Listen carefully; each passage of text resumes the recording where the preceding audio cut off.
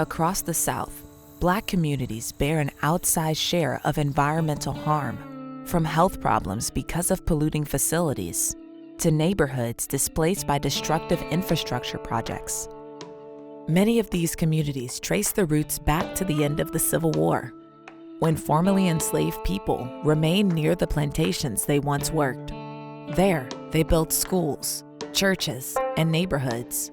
But discriminatory policies and systemic disinvestment left these communities exposed to polluting facilities.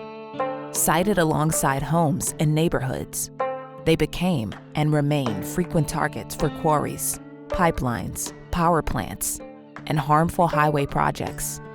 Today, more than half of the country's Black population lives in the South, where many of these historic communities still exist, and where the region's long history of racial injustice continues to shape their health. These former plantation sites are home to communities leading the way for environmental justice. Located just outside of Durham, North Carolina, the Staggville Plantation was one of the largest in the South, where more than 900 people were enslaved. After emancipation, many formerly enslaved people established the Hayti community, which would quickly become a vibrant center of Black life, culture, and commerce. But from the 1950s through the 1970s, so-called urban renewal projects, including the construction of the Durham Freeway through the heart of Hayti, devastated the community. More than 4,000 families and 500 Black-owned businesses were displaced. We were just very self-sufficient.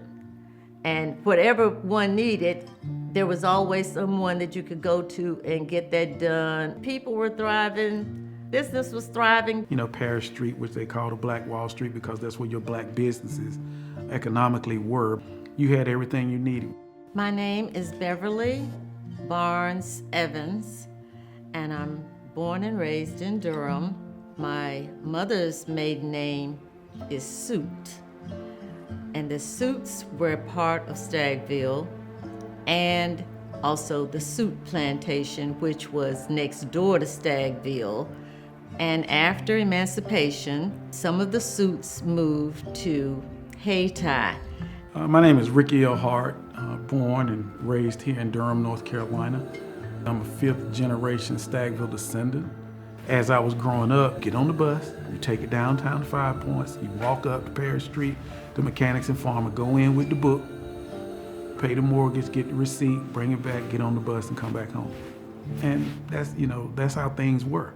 When you divide people, that's when you conquer. Divide and conquer, and that was the way they did it here, Tulsa, everywhere. When they came up with the idea that the governor had the power to direct the highways and the throughways through a town, that's when they decided, well, that would be the way to shut down some of this growth of Black people in Durham there at Hayti.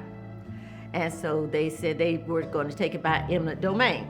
So then once they did, they were going to pay them a little bit of money. And when that did not happen, when the leaders of Black Durham talked to them about it, they were like, well, that was back then, and now we're out of money, so we can't do it. So then those businesses all went down, and they tried working from their homes, but they never recovered. When 147 was developed, it went through the heart of the economical status of the Black community, right? That's where they thrived at in that area. Pettigrew Street, Angie Avenue, those kind of things. If you destroy the economical base of a group of people, you will disintegrate their ability to do for themselves. Learn more about communities across the South, like Hayti, in SCLC's new storytelling series, Plantations to Pollution, Black Communities, Legacy Pollution, and the Path Forward.